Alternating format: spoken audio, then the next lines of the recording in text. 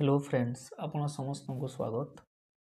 Central government सरकारी कर्मचारी unified pension scheme घोषणा करिसेंती। एही योजना रे केंद्र सरकार 23 लाख कर्मचारी उपकृत हेबे। यह सहित यूपीएस रे सरकार अवदान 18% हेबो। एही योजना 2025 एप्रिल 1 ठारू लागू हेबो। सबुठार गुरुत्वपूर्ण कथा है जो माने 2004 रु 2025 मार्च मध्य अवसर नहीं बा नेबे सेमाने मध्य एही पेंशन योजनार लाभ पाई परिबे। यह व्यतीत सेमाने सुध सहित बकिया अर्थ मध्य पाइबे।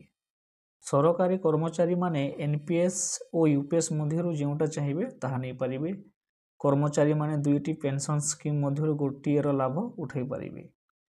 यूपीएस अधीन रे कर्मचारी माननकु अवसर परे 50% निश्चित अर्थ पेंशन भाव दिया।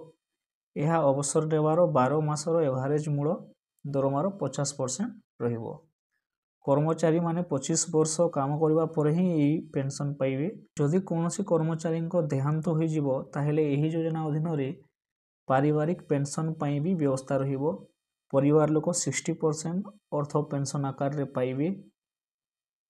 जदि जने कर्मचारी सेवा 25 वर्ष रु कम और सर्वाधिक 10 वर्ष होइतिबो तेबे से प्रति मास रे 10,000 टंका पेंशन आकार रे पाइबे। वर्तमान लागू हेउतवा पेंशन व्यवस्था रे कर्मचारी योगदान 10% रहितवा बेले सरकार 14% योगदान करूछंती, किंतु यूपीएस रे सरकार योगदान 18% रहिबो। आशा करूछि वीडियोटी आपनका पई हेल्पफुल हेतबो। धन्यवाद।